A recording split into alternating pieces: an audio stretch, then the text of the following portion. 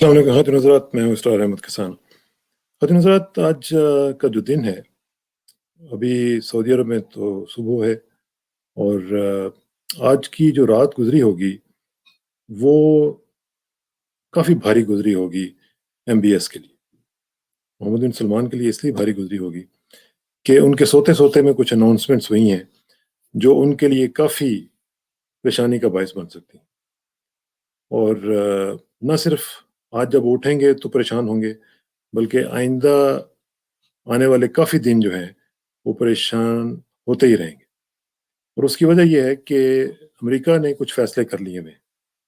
America ने फ़ैसले कर लिए हैं कि सऊदी अरब के साथ उनके ताल्लुकात को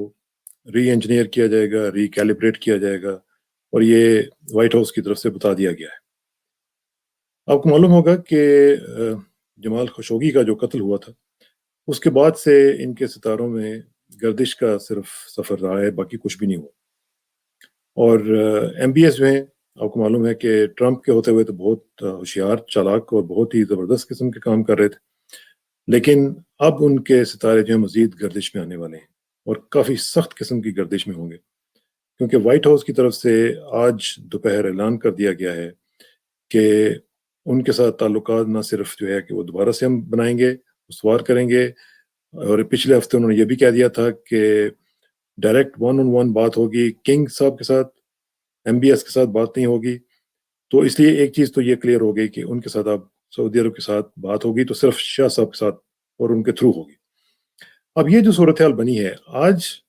यानी यहाँ पे अमेरिका में आज अभी बुध का दिन है, तो आज दोपहर में जो बात हुई वो ये हुई है कि जो एक रिपोर्ट आने वाली है वो आज या कल आया ही चाहती है, और वो है खशोगी के हवाले से। और वो डीएनआई की रिपोर्ट है, डायरेक्टर ऑफ नेशनल इंटेलिजेंस की रिपोर्ट है, जिस रिपोर्ट को आपको याद होगा कि ट्रंप ने दबा दिया था और उसने ये कहा था कि हम इसके बारे में सोचेंगे, क्योंकि अगर हमने इसको जाहिर कर दिया तो उसमें मुख्तलिफ सोर्सेज हैं, उनकी ज़िंदगी खतरे में पड़ सकती है, मुख्तलिफ जो लोग हैं उनकी ज़िंदगी खतरे में पड़ सकती हैं। तो उसने चूँकि बचाना था और उसने अपनी कोशिश भी की और काफ़ी हद तक कामयाब भी रहा, लेकिन ज़ाहिर है कि मामलात कुछ जहाँ पे और लिखे हुए होते हैं, वहाँ पे मामलात और तरीके से चलते हैं। और कत्ल के हवाले से तो जो है सिलसिला, वो कई चीज़ें छुपती नहीं है। तो इस लिहाज से आज का जो दिन था वो काफ़ी एमबीएस के लिए बहुत ही परेशान कुन होगा।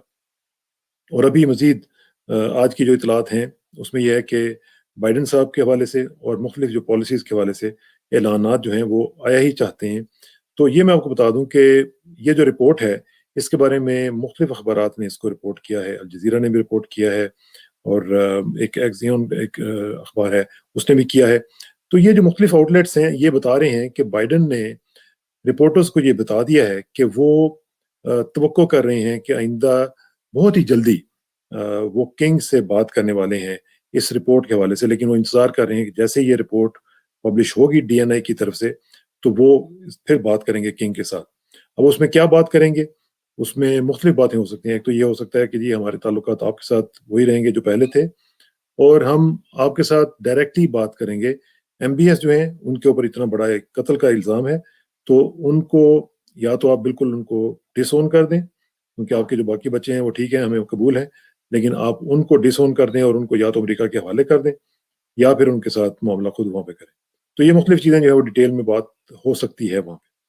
अब ये जो खबरें आ रही हैं ये बहुत ही खतरनाक है और ये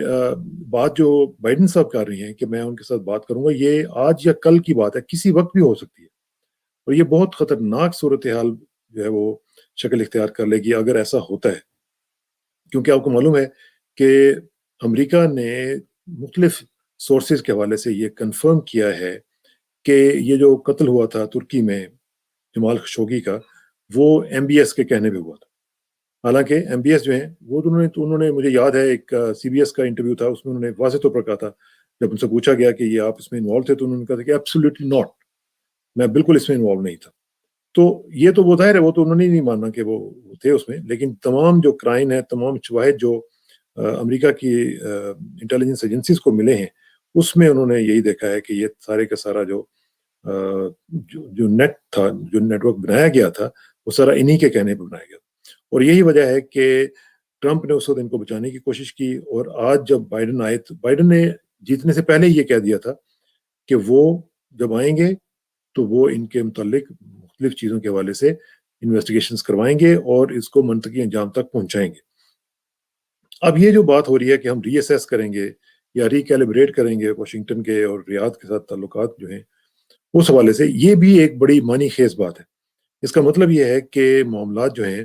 وہ جو ان کے ساتھ سعودی عرب کی جو پالیسیز ہوتی تھی وہ چلتی رہتی تھی، لیکن آپ کو یاد ہوگا کہ جن شہزادوں کو انہوں نے پکڑ کے اندر کیا تھا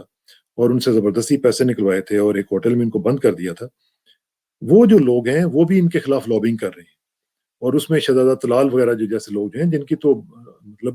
نیو یارک میں وہ one of the top real estate owners ہیں، تو وہاں پہ ایسے لوگوں کے ساتھ انہوں نے پنگا کیا تو ان کی تو وہاں پہ بڑی زبردست لابنگ ہے، ان کی فرمز ہیں وہاں پہ، ان کی دوستیاں ہیں، تو وہ سارے کے سارے جو لوگ ہیں وہ ان کے خلاف وہاں پہ لابنگ کر رہے ہیں.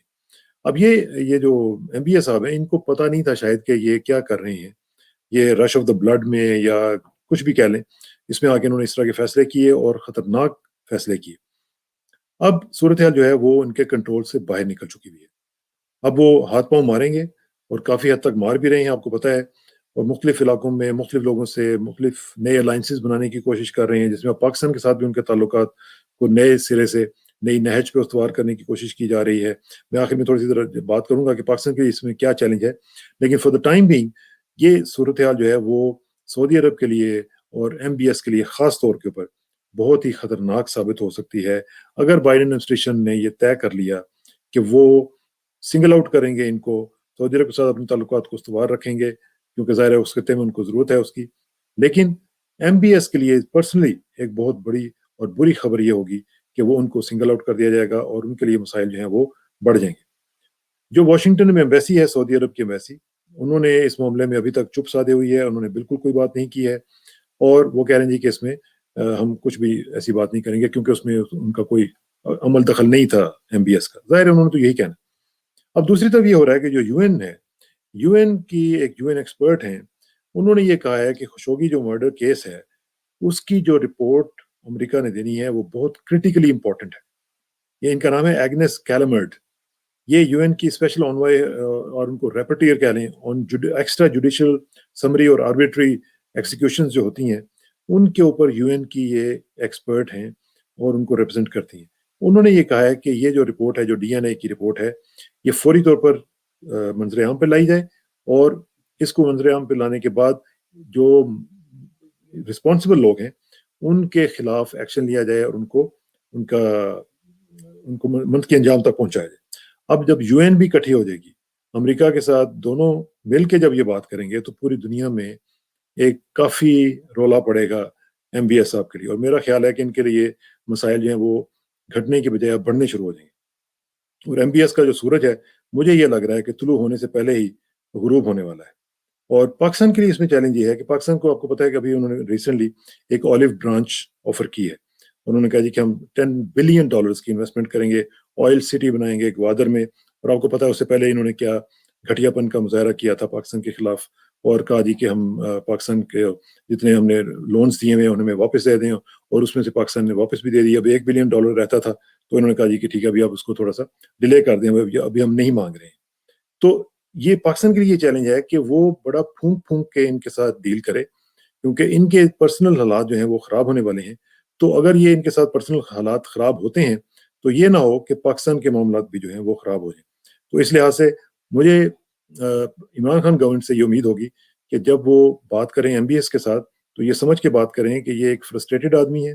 اور ان کی کوئی پکی بات نہیں ہے، یہ اسپر آف دا مومنٹ باتیں کرنے والے ہیں. لہٰذا ان کی انویسٹمنٹ $10 بلین کی ہو یا $10 ملین کی